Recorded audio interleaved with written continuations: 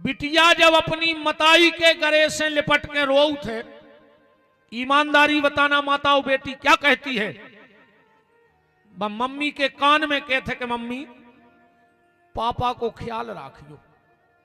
लिपटी किससे है? मां से। पर वो चिंता कौन की है? बाप की। मम्मी पापा को ख्याल रखियो। मम्मी तुम्हें तो पता है कि पापा की तबीयत ठीक नहीं रहती।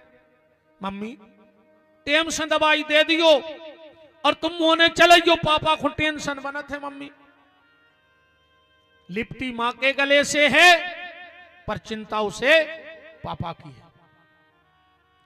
फिर बहन के गले से लिपट के रोएगी तो क्या कहेगी? बुढ़िया कोई ऐसा काम मत करना जिससे समाज में पापा को सिर झुकाना पड़े। मां के गले से लिपटी तो पापा, बहन के गले से लिपटी तो पापा, फिर भाई के गले से लिपट के कहती है भैया कल से ठीक टाइम से आ जाइयो। तुम घरे नहीं आ सो पापा को टेंशन बना थे। अबे तो हम रहते सो समझा लेते। भैया के लिए कल दिखा जाइयो पापा को 2 मिनट, फिर तुम्हें जहां जाने सो चले जाइयो। तो कितना प्यार करती है बेटी अपने बाप से। मां के गले से लिपटी तो पापा, भाई के गले से लिपटी तो पापा और बहन के गले से लिपटी तो पापा। बहुत प्यार करती है। अच्छा बिटिया सबसे ज्यादा भरोसा भी पापा पे करत है, मम्मी पे नहीं करत।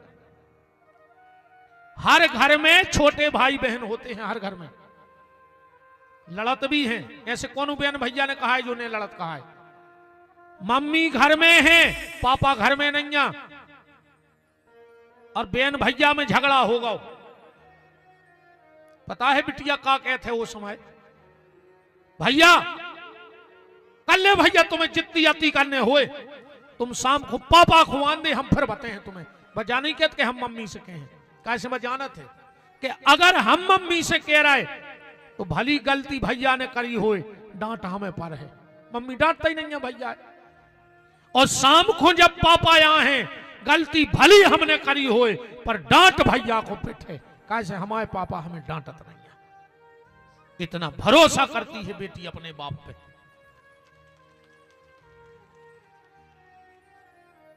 बहुत प्यार करती है बेटी अपने पापा से। इसीलिए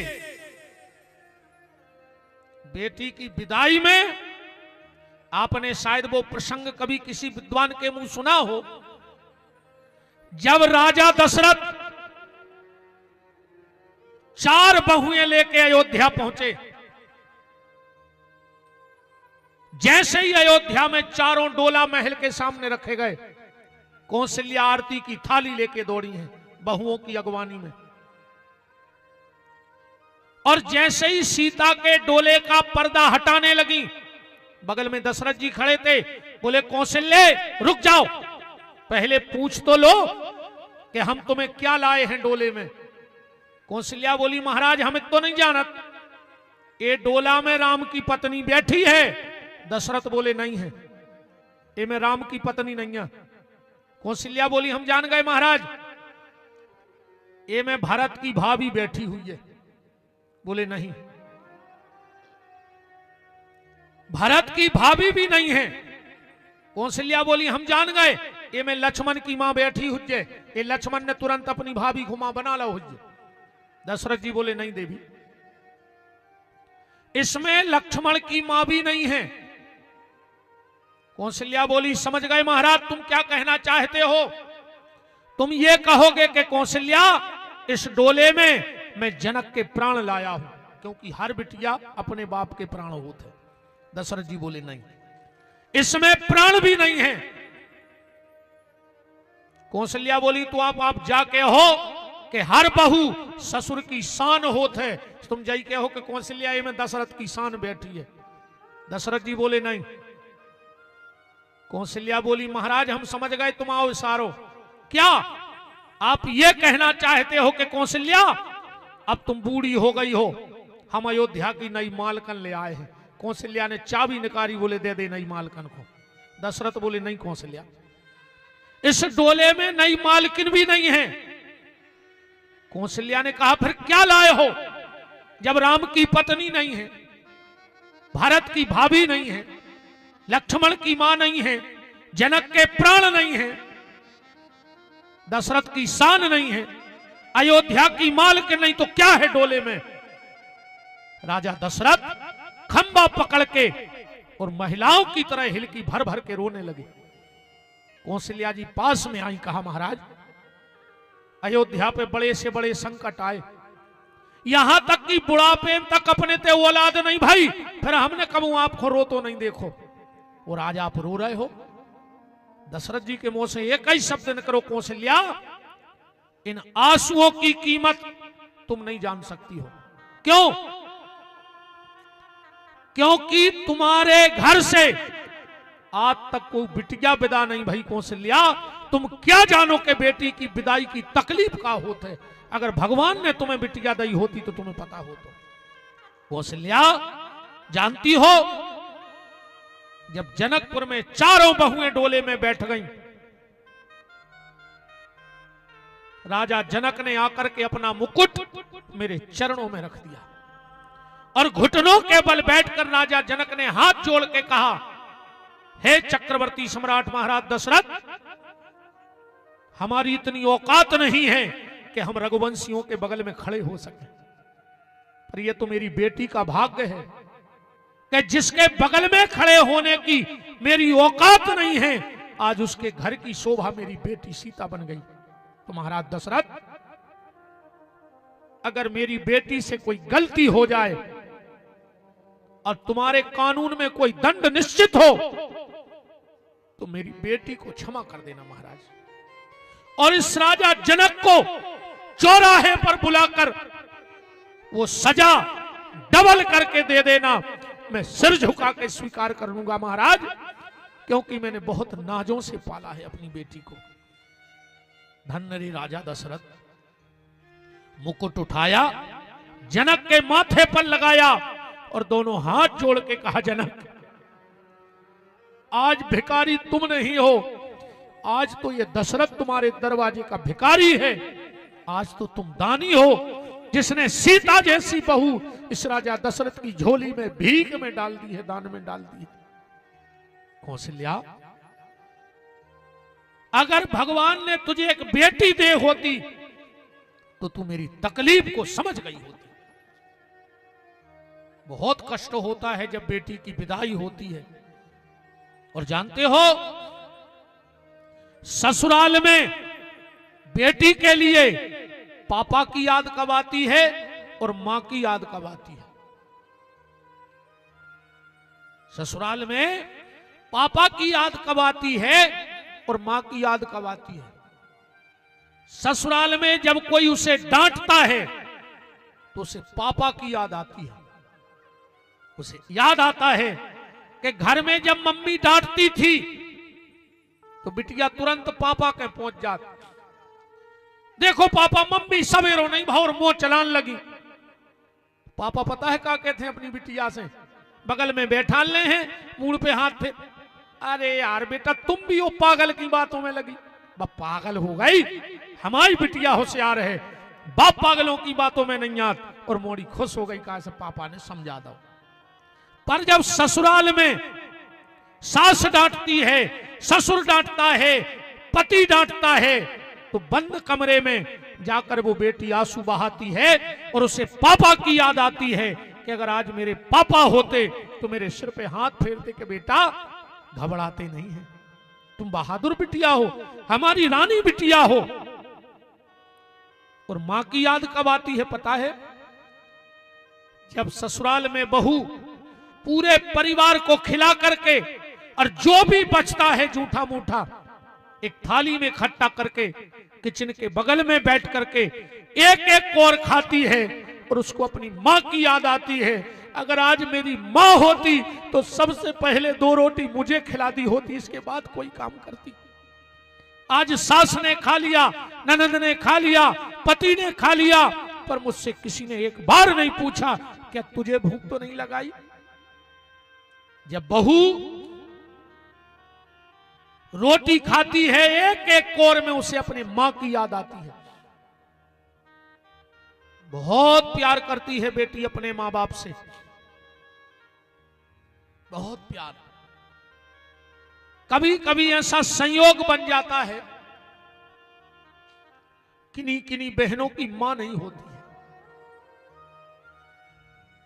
और जब बेटी की विदाई होती है और उसका बाप बगल में खड़ा खड़ा रो रहा है, तो वो बहन अपने भाई को बुला के कहती है, भैया तुझे मेरी सौगंध, मुझे तेरी संपत्ति में हिस्सा मत देना, पर भैया मेरे सिर पे हाथ रख के कसम खाओ, कभी पापा को दुख मत देना, पापा की आंख में आंसू मत आने देना, और भैया जिस दिन तुम्हें पापा बोझ लगने लगे मुझे फोन कर देना, मैं पापा को ले जाऊंगी, पर पापा को बुरा मत बोलना भैया। कभी कभी ऐसा भी संयोग बनता है कि कई बेटियों के पापा नहीं होते हैं। इनमें मेरी कई बहनें बैठी होंगी जिनके पापा नहीं होंगे। जिस दिन शादी का दिन आता है, मां अपनी दुल्हन बिटिया के सिर पे हाथ रख के कहती, बेटा तुम्हारे पापा हमसे कहते कि जोन दिन हम अपनी मोड़ी को ब्याह कर हैं, हम पते हैं कि शादी क्या है, पैसा पानी घाई वहां है, पर बेटा आज तुम्हारे पापा नहीं है, हमारी इतनी गुंजाइश नहीं है अब कि जैसा तुम्हारे पापा कहते थे हम वैसी शादी करें। बेटा आज तुम जा रही हो, चलो कम से कम पापा से आशीर्वाद ले लो। और जब वो मां और बेटी कमरे में जाते हैं जहां पापा की फोटो लगी है, और जब पत्नी उस फोटो की तरफ कहती है कि देखो आज तुम्हारी लाड़ो, आज तुम्हारी बिटिया दुल्हन बन के कितनी अच्छी लग रही है, अपने घर को जा रही है, इसको आशीर्वाद दे दो। मानो उस फोटो में भी आवाज आती है कि बाबुल की दुआएं लेती जा, या तुझको सुखी संसार मिले। बेटी बेटी होती है।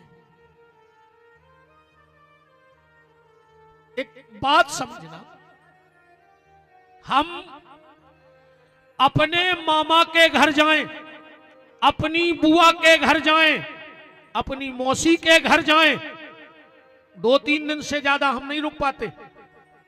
हम तो जा रहे, हमें खराब लग रहा हो, हम तो घरे जा रहे, जबकि वे अपने आए, अपन उनको पहले से जानत है, वे अपन को जानत हैं, फिर भी अपन 2 दिन से ज्यादा तो उनके घरे नहीं रुक पाते। पर बिटिया वो घरे जा रही है जिनसे कब मिली नहीं है, वो घर के स्वभाव को पता नहीं है, फिर भी वह बिटिया डोला में बैठा था। वो बिटिया से कौन ने पूछी कि जा बताओ, देखो तुम जानत नहीं है, उते जा रही क्यों? बोले अपने पापा के लिए। हो सकता है ससुराल वाले तुम्हें गाली देवे, बिटिया कहते हम गाली खा ले। हो सकता है वो तुम्हें भूखा रखें, बिटिया कहते हम भूखे रह लें। हो सकता है वो तुम्हारी पिटाई लगाएं, हम मार खा लेंगे। तो किसी ने पूछा हो सकता है ससुराल वाले तुम्हें जान से मार दें, बेटी कहती है मर जाऊंगी। तो उस बेटी से पूछा इतना सब किसके लिए, और बेटी का जवाब सुनना। बेटी कहती है मार खाऊंगी, गाली खाऊंगी, भूखी रहूंगी, मर जाऊंगी, पर जिंदा लौट के कभी घर आई और जब समाज में अपने पापा का सिर सम्मान से ऊंचा उठा देखूंगी तो मैं ससुराल के सारे दुख भूल जाऊंगी। पर मैं ऐसा कोई काम नहीं करूंगी जिसके कारण मेरे पापा को समाज में सिर झुकाना पड़े। पूरी जिंदगी की आहुति बेटी अपने पिता के सम्मान के लिए अपने पूरे जीवन का दांव खेल जाती है। बहुत प्यार करती है बेटी। कभी देखना जब बेटी का विवाह होता है तो वो उस घर को पराया नहीं मानती, क्योंकि उसको पता है कि अभी हमारे पापा हैं। और जिस दिन बाप मरता है और जब बेटी अपने मायके आती है, तुम देखना सबसे पहले आकर वो चौखट पे सिर मारेगी, दरवाजे पे, क्योंकि उसको पता लग गया कि अब ये घर मेरा नहीं रहा, अब ये घर भाई का और भाभी का हो गया। जब तक बाप है तब तक माय को है, और जो अंदना बाप नहीं है तो फिर माय को भी नहीं। बहुत प्यार करती है बेटी। मैं बस ये निवेदन करना चाहता हूं, मेरी जितनी यहां बेटियां बैठी हो, इस भाई की ये बात ध्यान रखना बेटा,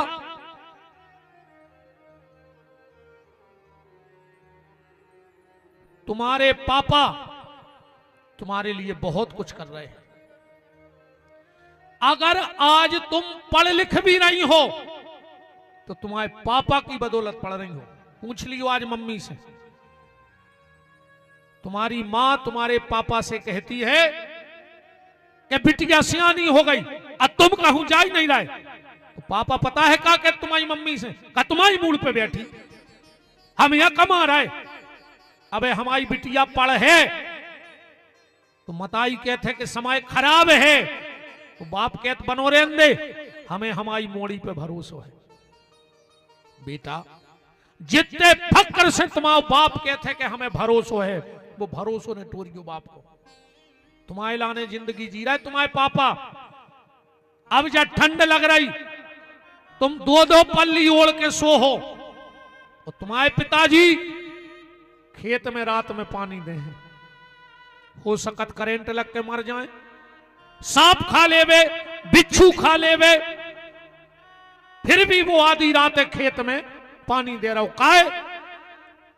अगर ये साल फसल अच्छी हो गई तो मोड़ी को घर अच्छो मिल जाए, है तना पैसा आ जाए। तो तुम्हारे पिताजी ने कभी महंगे कपड़े नहीं पहने, क्योंकि तुम्हारे स्कूल की फीस देनी थी। तुम्हारे पिताजी ने कभी महंगे जूते नहीं पहने, क्यों? क्योंकि तुम्हें जूते चाहिए थे। बेटा कथाएं तो खूब होते हैं, तुमने खूब सुनत हो, बड़े बड़े विद्वानों, हम तो एक नंबर के लट्ठे हैं, मूर्ख, हमसे काय आशा करो तुम विद्वत्ता की।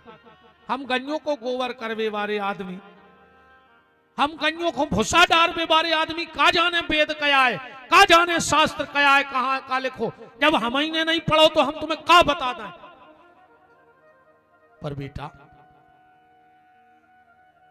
हम तुम्हारे ऊपर जावे के में का हुई है, हमें नहीं पता, पर जो भैया तुम्हारा जीवन सुधारवे को जरूर संकल्प लेके निकलो है। अपने पिताजी को सिर्फ एक चीज दे देना, बाप पूरी जिंदगी में अपनी मोड़ी से सिर्फ एक चीज चाहत है, और यहां हजारों बेटियों के पिता बैठे हैं आज, इतने बड़े परिसर में कहीं पांव रखने की जगह नहीं है। लगभग यहां से 1 किलोमीटर तक जाम लगा है। आज जो हमें आने में थोड़ा विलंब हुआ वो जाम के चक्कर में हो गया, मेन रोड से वाहन लगो है। तो यहां ज्यादा नहीं तो 10,000 लोग तो होंगे जिनके यहां बेटियां हैं। 10,000 में से एक व्यक्ति कहना कि गुरुजी तुम झूठ बोल रहे हो, हम अपनी बेटी से ये नहीं चाहते, एक व्यक्ति कहना। संसार का हर बाप अपनी बेटी से सिर्फ एक चीज चाहता है, और बेटा अगर वो चीज, वो अधिकार, वो हक तुमने अपने पापा को दे दिया, क्योंकि तुम्हारे ऊपर 2 कुलों की जिम्मेदारी है। आपने रामायण में पढ़ा होगा, जब चित्रकूट में सभा लगी, थोड़ी देर बाद राजा जनक पहुंचे सबसे आखिरी में। पूरी सभा लगी है, कोल भील किरात केवट अयोध्यावासी वशिष्ठ सब बैठे हैं, और थोड़ी देर में जनक जी पहुंचे। जनक जी ने एक एक चेहरा देखो, पर कहूं सीता नहीं दिखानी। जनक जी तो कप गए भीतर से, क्या मेरे संस्कार इतने छोटे पड़ गए? क्या सीताराम के साथ बन नहीं आई? मैंने तो ये संस्कार अपनी बेटी को नहीं दिए थे। आंखों में आंसू की धार बहने लगी जब सीता नहीं दिखानी। वशिष्ठ जी समझ गए, आंखों ही आंखों में बोले, जनक अपनी बेटी को ढूंढ रहा है। हाँ गुरुदेव, तो तुम्हारी बेटी यहां नहीं है, वो नीचे मंदाकिनी के घाट पे बैठी है, चले जाओ। और जब जनक जी गए हैं तो क्या देख रहे? एक खुरदरा सा पत्थर जिस पे किशोरी जी भगवती सीता बैठी। जनक जी की आंखों की धार तेज हो गई। ये मेरी बेटी वही सीता है जो फूलों पे चलती थी और आज खुरदरे पत्थर पे बैठी है। और उसी समय जनक जी ने क्या देखा? सीता जी ने हाथ का बर्तन बनाया और गंगा में से जल भर के पीने लगी। जनक जी के तो रोम रोम में आंसू बह निकले। मेरी बेटी सीता चांदी के गिलास में पानी पीती थी और आज हाथ के पानी पी रही है। अगर आज का कोई बाप होता तो तुरंत अपने समधी को दहेज प्रथा में लिखा देता। पर धन्य रे राजा जनक, जब अपनी बेटी को इस हालत में देखा तो दोनों भुजा उठा के कहता है कि पुत्री पवित्र किए कुल दो। सीता, मैं तेरी जैसी बेटी पाकर आज धन्य हो गया। तूने राम के कुल को भी तार दिया और इस जनक के भी कुल को धन्य कर दिया। तो बेटा, तुम्हारों पे दो कुल की जवाबदारी है। तुम्हें पिता के कुल की भी लाज बचानी है और तुम्हें पति के कुल की भी लाज बचानी है। अपने पिताजी को सिर्फ एक चीज दे देना बस। इसके अलावा तुम्हारे पापा तुमसे कुछ नहीं चाहते जिंदगी में। वो एक चीज जानते हो क्या है? और जो मैं बता रहा हूं, और आप एक पिता मुझसे उठ के खड़े होके कहना कि नहीं गुरुजी, तुम कथा में गलत बोल रहे हो, मुझे ये सब नहीं चाहिए अपनी बेटी से। क्या चाहता है बाप अपनी बेटी से? बेटा, अपने पापा को अपने हाथों में हल्दी लगावे को अधिकार दे दियो। ये के अलावा बाप को मोड़ी से कुछ नहीं चाहिए। बोलो और क्या चाहिए? अपने पापा को अपने हाथ में हल्दी लगा के तुम्हारा कन्यादान करने का अधिकार दे देना। और अगर वो अधिकार तुम ना दे पाई तो धिक्कार तुम्हारे लिए। फिर तुम भारत की बेटी सीता नहीं हो सकती, तुम सूप न खाओ। और जितने लड़के बैठे हो ध्यान से सुन लेना, जो लड़की 2 दिन के इलू इलू में तुम्हारे संग भगवे तज्जार हो जाए, ऐसी चुड़ैलों पे भरोसा न करियो। जो अपने 20 साल के बाप की इज्जत ने बचा पाई, जो भैया की राखी ने देख पाई, जो मताई की ममता ने समझ पाई, बा 2 दिन के इलू इलू में तुम्हारी ने हुज्जे कुछ ने कहां बेच के आहे ना मार के फेंक दे तुम्हें। ऐसी लड़कियों पे भरोसा मत करना कभी, जो मां बाप की नहीं हुई, जो भाई की नहीं हुई। तुम तो बेटा कछु गलत करके चली गए हो, वो बाप से तो पूछियो जो पूरे गांव में मुंह ऊंची करके घूमत तो, पर आज घर से नहीं निकल पा रहा हो। का जवाब दें गांव में? जौन तुम्हारी मम्मी पूरे गांव को हंसाती, चिड़ैया सी फुदकती, आज घुट घुट के कमरा में मर रही। तुम आओ भैया, आप कहूं बैठ में नहीं जा पा रहा हो, काहे? तुमने गलत करो है। और बेटा, कल को तुम्हारे ना भी बाल बच्चे होंगे और कहूं बे गलत कर हैं, और जब तुम डांटो और अगर उन्हें एक बार जाके दई कि मम्मी तुमने भी जुआई करो, तो का जवाब दे हो अपनी औलाद को? आदमी सबकी नजर में समर जात है, पर औलाद की नजर में नहीं समरत। हर दुनिया के माँ बाप चाहते हैं कि हमारी औलाद हमारी इज्जत करे, पर वह जब करे जब तुम्हारे आचरण अच्छे रहे होंगे। इसलिए बेटा ऐसो कोनो काम न करियो जिंदगी में, अरे तुम्हें नाम ही कमाने तो अच्छी पढ़ाई करो। जब पेपर के मेन प्रश्न पे तुम्हारी फोटो छप के आवे कि फलाने गांव की बिटिया ने पूरे नरसिंहपुर जिले में 10वीं में 100 में से 99 अंक प्राप्त करे हैं, फिर तुम्हारे बाप की छाती देखियो जब फूले, फिर तुम्हारे मां का घमंड देखना मोहल्ले में। कुछ ऐसा काम करो। और एक बात और सुन लो, आज ये लव जिहाद बहुत तेजी से पनप रहा है। हमारी इन भोली भाली बेटियों को अपने झूठे प्रेम के जाल में फंसाकर ये दुष्ट, ये पापी, उनको शादी आदि नहीं करने बेटा तुमसे, न उनके कमियां हैं, ये तो घर ही घर में कर ले, तुम्हारी जरूरत ही नहीं है उनको शादी। अब भी 5-6 दिन पहले की घटना है, सागर में एक लड़की मरी है। इंदौर में, भोपाल में रहती थी। वो क्या नाम है उस पापी का, वो बिटिया प्रेग्नेंट थी जब उसकी रिपोर्ट आई है, तो वो शादी हुई नहीं थी और उस पापी ने मना कर दिया तो उसने सुसाइड कर लिया। उनको शादी आदि की जरूरत नहीं है, नहीं कहते कमी नहीं है बे, तो तुम जैसी भोली भाली बिटियों को बहला के फुसला के अपने प्रेम के जाल में फंसा के मुझे कहां ले जाके बेचे बेटा, और फिर तुम मां बाप के तक लौटवे के लायक नहीं बचो। एक हो पाल पाल के तुम्हें बड़ी करी कि तुम बड़ी हो जाओ, बहू दद्दा के मुंह पे केवला पोत के। एक बात तो बेटा तुम्हारे पढ़त हो तो किताब में चिट बना के लगा लियो, नीचे भैया को लिख लियो कि हमारे भैया ने बताई थी। हमारे नाव से नहीं है कि हमें प्रचार कराने, ने हमें चुनाव लड़ने, ने राजनीति करने, ने हमें कोई की जायदाद चाहने, ने हमें आश्रम बनाऊने।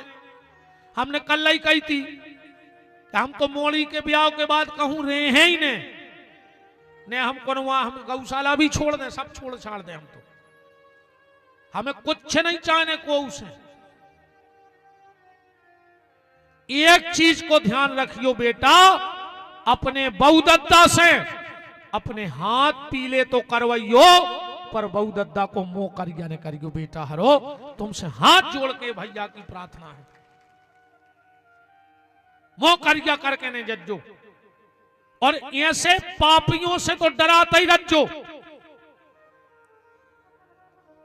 वो घर की शोभा बनने हैं तुम्हें, जेके घर के दरवाजे सवेरे गैया को रोटी दई जात हुए। कौन घरे जाने अपन को, जेके घरे सवेरे गैया को रोटी दई जात होए, अपन को वो के घरे नहीं जाने, जेके घरे रोटी में धर के गज्जई खा लई जात हुए।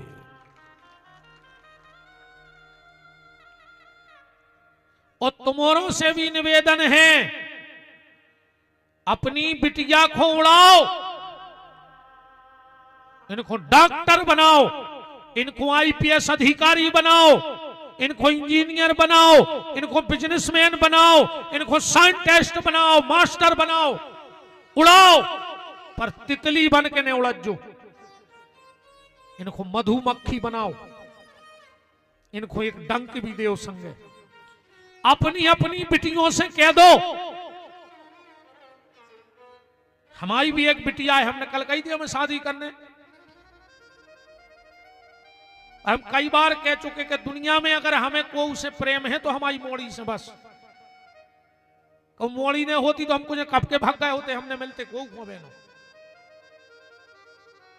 अपनी बिटिया से कहो कि बेटा अगर कोनो पापी दुष्ट जे नीच तुम्हारी तरफ गलत नजर करके देखें, और अगर तुम हमारी मोड़ी हो तो उसकी आंखें लोच के घरे ले जो जमानत तो हम करवा ले, कोर्ट कचहरी हम लड़ ले।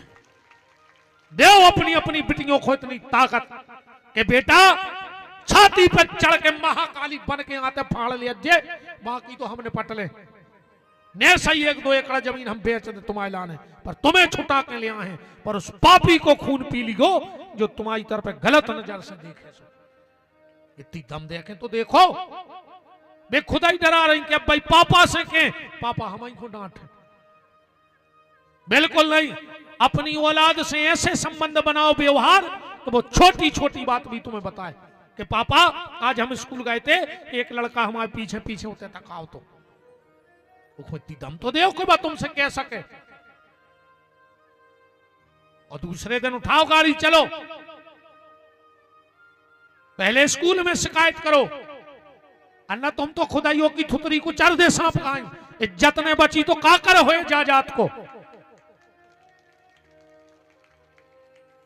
तुम घर बना ले, तुम जमीन खरीद ले, तुम पैसा ले ले खूब, एक समय ऐसा है कि तुम्हारी जमीन छुड़ा लीजिए है तुमसे, घर तुमसे खाली करवा दो जे है, और पैसा पे कब्जा ठोक लो जे, और तुम भिखारी के भिखारी रहो।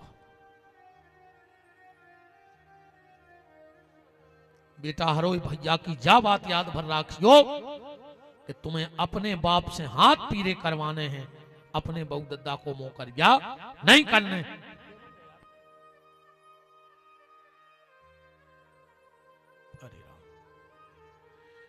पार्वती जी की विदाई हुई, 10-20 मिनट तो अबे बैठो तुमने। अब हम तुम्हें गंगा और शंकर जी के ब्याह की कथा सुना रहे हैं। पार्वती की तुमने खूब सुनी, सती और शंकर को ब्याह खूब सुनो। अब आज नई बात सुनो कि गंगा और शंकर जी को ब्याह कैसे भाव। ईमानदारी बताओ, तुम्हारे को पता है कि शंकर जी और गंगा को ब्याह कैसे भाव? हमारे भर यूट्यूब पे न सुनो हुए तुमने, सुना है कभी किसी ने सुनाया कि शंकर जी और गंगा को ब्याह कैसे भाव? राजा हिमांचल शंकर जी के सामने आए, अपन कैलाश तक ले चलिए पहले जल्दी। राजा हिमांचल ने शिव जी से कहा भोलेनाथ कछु दहेज ले ले। शंकर जी बोला ही न पाए और ना दिया, हंसन लगो। शंकर जी बोले कारे काय हंस रहा हो? ना दिया बोलो एक हो हंस रहा है कि तुम्हारे ससुर कह रहे दहेज ले ले। शंकर जी बोले सो, बोले जा बताओ, मान के चलो तुम्हारे ससुर जी ने दहेज दे ही दो तो राखो कहां वो दहेज को। जैसे मान के चलो ने टीवी दे दी तो कबारिया की डगार पे लटके हो, वो तो लाइट तक है नहीं, क्या करोगे? तो वृंदावन बिहारी लाल की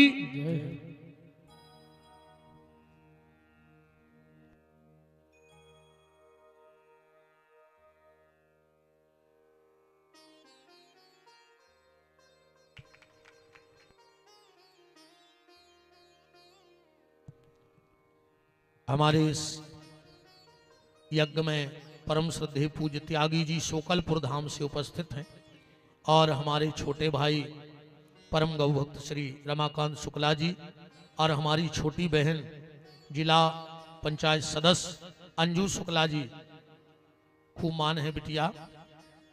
बोलो वृंदावन बिहारी लाल की जय हो। नांदिया बोलो कि अगर वे दहेज दे ही दें तो रखो कहां? शंकर जी बोले तो काका बोले मना कर दे। शिव जी बोले हमें कुछ नहीं चाहिए। राजा हिमांचल बोले तो 2-4 हाथी घोड़ा लाई जा। ना दिया बोलो एक ने दे दियो। काहे? बोले हम ही खुद तो टपरिया नहीं बनाई, खुद बैठे रहे तो बरिया तरह उतर से हमें बांधे रहे तो की। शिव जी बोले हमें ना हाथी चाहिए ना घोड़ा, तो फिर हमारी बिटिया कैसे ले जाओ? शंकर जी बोले हम साधन लाए हैं। ना दिया बोलो और का, पहले सिंगल चलते अब डबल चल हो। शंकर जी ने पार्वती को बैल पे बिठाया। बैल माने धर्म, और उसी दिन से हमारी इन माताओं को एक डिग्री लग गई, जो धर्म पे बैठ के घर में आई वही दिना से धर्म पत्नी कहाई। और आजकल आ रही हैं कार में बैठ के पूरा घर बेकार कर देते। बोलो गलत तो नहीं है?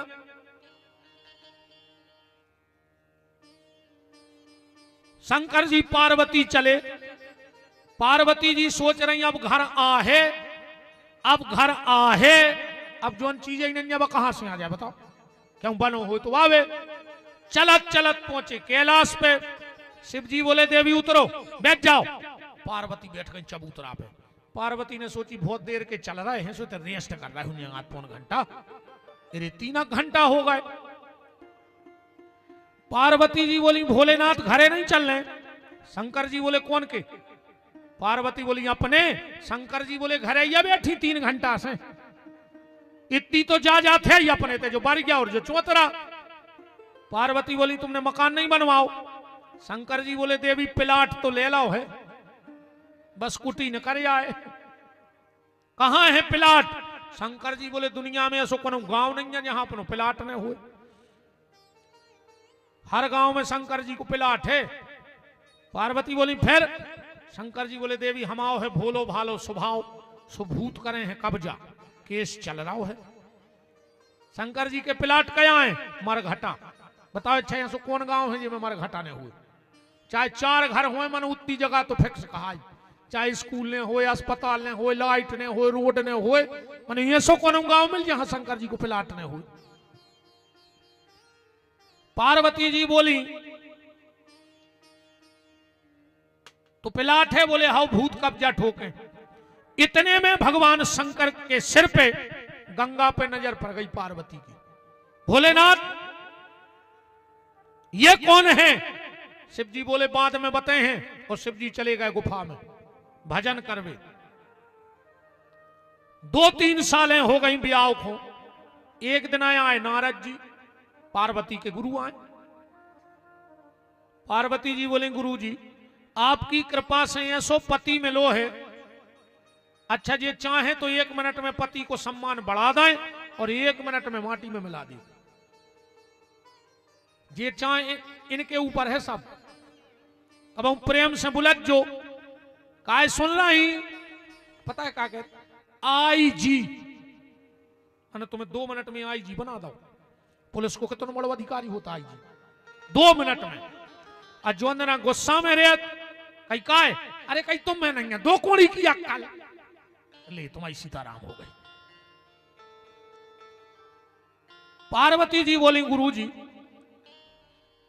आपकी कृपा से पति बहुत अच्छा मिला, बस अब तो ऐसी कृपा हो जाए कि घर में 1 आध खिलौना आ जाए। नारद जी बोले देवी तुम भली मां नहीं बनी, पर शंकर जी तो पापा बन गए 1 साल पहले। अब बताओ को के घरे तुम जाके ऐसी कह दो कि घर वारी से कि तुम भली मम्मी नहीं बनी, मनो